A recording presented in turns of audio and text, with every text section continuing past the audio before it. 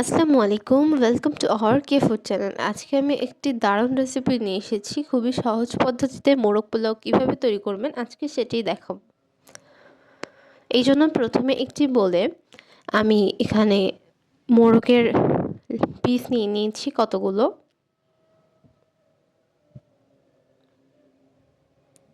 এরপর আমি এখানে দিয়ে দিব সামান্য জর্দার গুঁড়া, দিয়ে দিব স্বাদ মতো লবণ, এটিকে খুব ভালোভাবে মাখিয়ে নিতে হবে। এই যে আমি মাখিয়ে নিয়েছি। এরপর চুলায় একটি প্যান বসিয়ে দিব, দিয়ে দিব স্বাদ মতো তেল। এরপর আমি একে একে চিকেনের পিসগুলোকে দিয়ে দিব।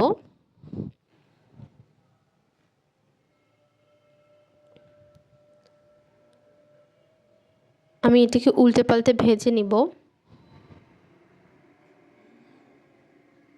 ভাজা হয়ে গেলে আমি তুলে নিব।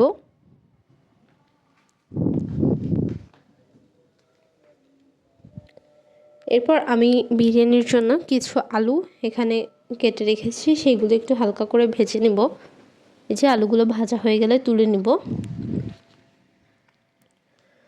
এরপর একটি বলে চিকেনের পিসগুলোকে দিয়ে দিব।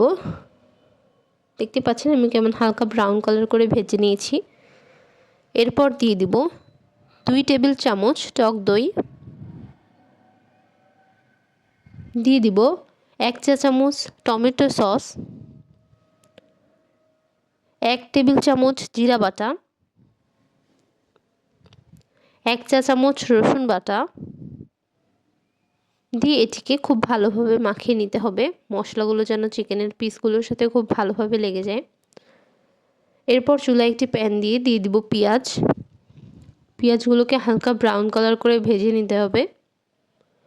এরপর এখানে আমি 1/2 চা চামচ রসুন বাটা দিয়ে দিব 1/2 চা চামচ জিরা বাটা দিয়ে এটিকে খুব ভালোভাবে মশলা কষিয়ে নিতে হবে।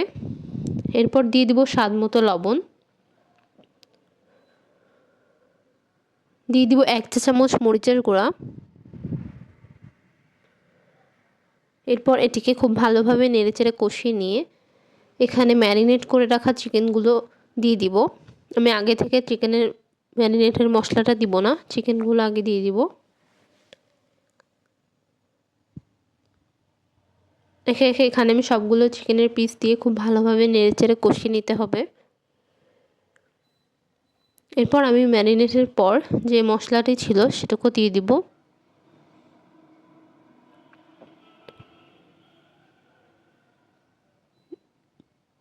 দিয়ে আবারও খুব ভালোভাবে নেড়েচেড়ে কষিয়ে নিতে হবে। এরপর আমি এখানে 2 চা চামচ দুধ অ্যাড করব।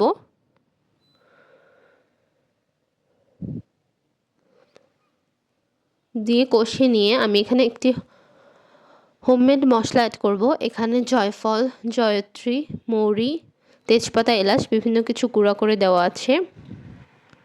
এসব মশলা আমি একটু হালকা তেলে গুঁড়া করে নিয়েছিলাম। এরপর আমি এখানে একে একে ভেজে রাখা আলুগুলোকে দিয়ে দিব।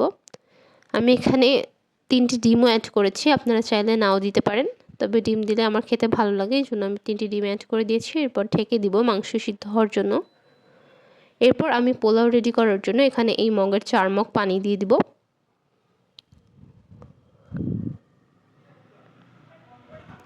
এরপর দিয়ে দিব একটি তেজপাতা, 2টি ছাল, 1টি লবঙ্গ এবং 1টি এলাচ। এরপর দিয়ে দিব পরিমাণ মতো কিছু তেল, দিয়ে দিব স্বাদ মতো লবণ। এরপর এটিকে পানি ফুটার জন্য ঢাকনা দিয়ে ঢেকে দিব।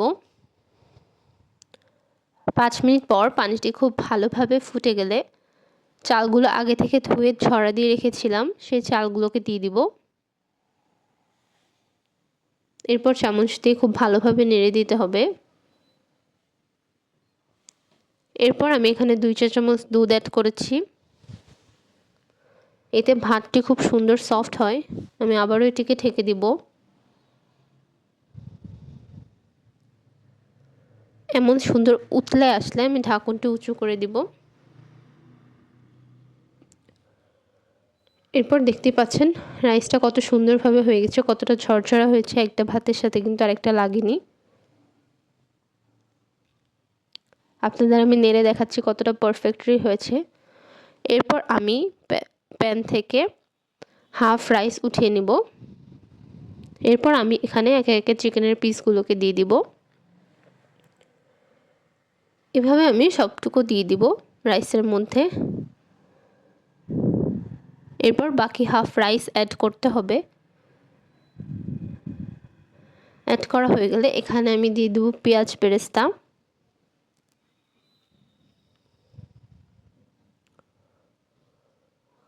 পেঁয়াজ বেরেস্তা দেওয়া হয়ে গেলে আমি এখানে 15 মিনিটের জন্য বিরিয়ানিটিকে দমে দিব।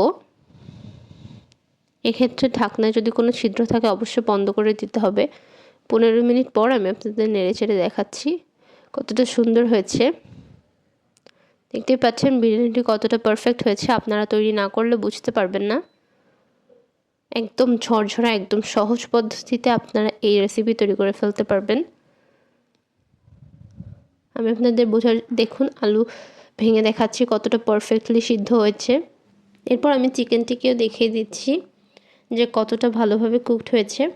দেখতেই পাচ্ছেন কতটা জুসি এবং কতটা ইজি ছিঁড়ে এসেছে। এমন সুন্দর ও সহজ রেসিপি পেতে কেফুড চ্যানেলের সাথে থাকুন। ধন্যবাদ।